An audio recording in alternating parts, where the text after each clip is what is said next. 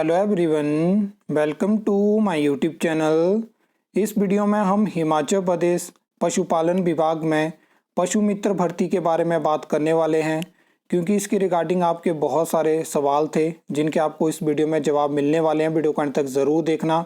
सबसे पहले मैं आपको बता दूं कि जब इस साल पशुपालन विभाग के लिए बजट एलोकेट हुआ था तो उस टाइम पे मैंने आपको बताया था कि इस साल जो है वो आपको पशुपालन विभाग में मल्टीटास्क वर्कर भर्ती देखने को मिल सकती है, और इसके अलावा ग्राम पंचायत वेटनरी असिस्टेंट भर्ती भी आपको देखने को मिल सकती है।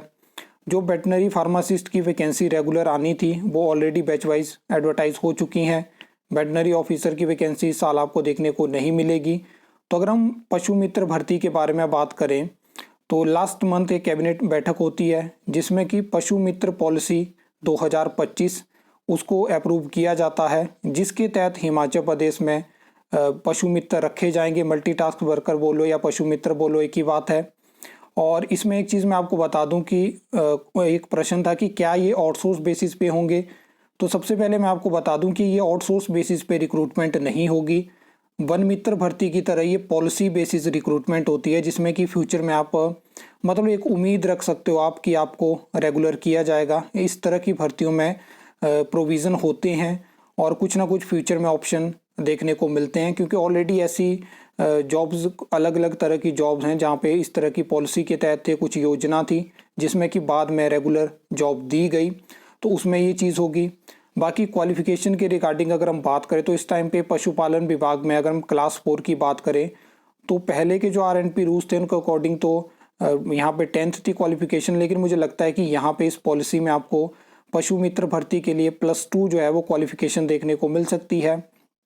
अब अगर हम बात करें कि कितने जल्दी ये भर्ती आपको देखने को मिल सकती है, इसमें मेन चीज़ ऐसी है कि वैसे सरकार और डिपार्टमेंट का टारगेट है कि इसी फाइनेंशियल ईयर में इस रिक्रूटमेंट को कंप्लीट करवाया जाए। और सैलरी के बारे में वैसे तो अभी कोई जानकारी नहीं है, क्योंकि अभी तक इस जो ये पॉलिसी है इसकी नोटिफिकेशन नहीं हुई है। मतलब नोटिफिकेशन होता है जहाँ पे आपको याद होगा कि वन मित्र भर्ती होने से पहले जो उसकी पॉलिसी थी उसकी नोटिफिकेशन हुई थी, जहाँ से आपको पता चलता है कि किस तरह से यहाँ पे क्राइटेरिया रहना है, किस तरह से भर्ती होगी, क्या क्या चीज़ें होंगी। तो वैसे ही इस पॉलिसी की एक नोटिफिकेशन होगी, तब आप समझ जाना कि बहुत जल्दी आपको ये भर्ती देखने को मिलने वाली है। और उसमें सारे क्राइटेरिया मेंशन होंगी कि कैसे ये भर्ती होगी, क्या होगा, किस तरह से आपको क्वालिफिकेशन के मार्क्स मिलेंगे, क्या एक्सपीरियंस है, किस तरह से क्या चीज़ें हैं, तो वो सारी चीज़ें होंगी। और जैसे ही मेरे को इसकी कोई नोटिफिकेशन मिलती है तो डेफिनेटली सबसे पहले आपको इसी चैनल पे ये जो है वो देखने को मिलेगी।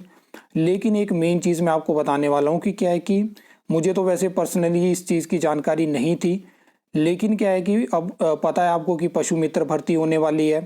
तो यहाँ पे ऑलरेडी 2021 में हिमाचल प्रदेश में जो है वो पशु व कृषि सखियाँ हिमाचल प्रदेश में रखी गई थी, और अब उनकी मांग है कि उनको पशु मित्र भर्ती में जो है वो प्राथमिकता दी जाए। अब ये देखने वाली बात होगी कि किस तरह से ये चीज़ें मैनेज होती हैं, क्योंकि ऑल ओवर हिमाचल में बहुत सारी ऐसी भर्तियां हो चुकी हैं जिसमें कि फ्यूचर में कोई और भर्ती आती है तो उनका मेन मोटिव होता है कि वहाँ पे उनको प्राथमिकता दी जाए। और इस तरह से ही आउटसोर्स में भी आपको देखने को मिलेगा, जहाँ पे मैंने आपको पिछले कल या एक वीडियोस में मैंने बताया था कि क्या होगा कि आउटसोर्स भर्ती में सरकार ये टारगेट रखने वाली है कि जो आपकी सर्विस है और जो आपका एक्सपीरियंस है उसके अकॉर्डिंग फ्यूचर में जो रेगुलर वैकेंसी निकलेगी या जो ट्रेनी भर्ती के रिगार्डिंग जो जॉब निकलती है तो वहाँ पे एक्सपीरियंस के मार्क्स होंगे। तो वो सब चीज़ें हो सकती हैं। अब देखते हैं कि उसमें क्या फैसला सरकार लेती है। आई होप आपको ये वीडियो अच्छी लगी होगी, इन्फॉर्मेटिव लगी होगी। तो वीडियो को लाइक कमेंट शेयर कर सकते हो, चैनल को सब्सक्राइब कर सकते हो फर्दर न्यू अपडेट्स के लिए।